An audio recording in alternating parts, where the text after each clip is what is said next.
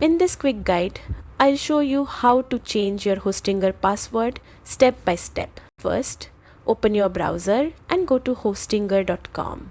On the top right, click Login and sign in with your current username and password. If you've forgotten it, just use the recovery option. Once logged in, head to your profile settings in the top right corner.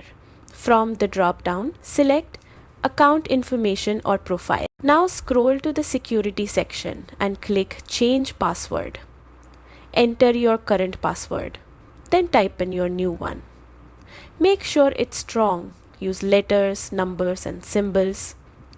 Re-enter it to confirm, then hit Save Changes. If done correctly, you'll see a confirmation that your password has been updated. And that's it.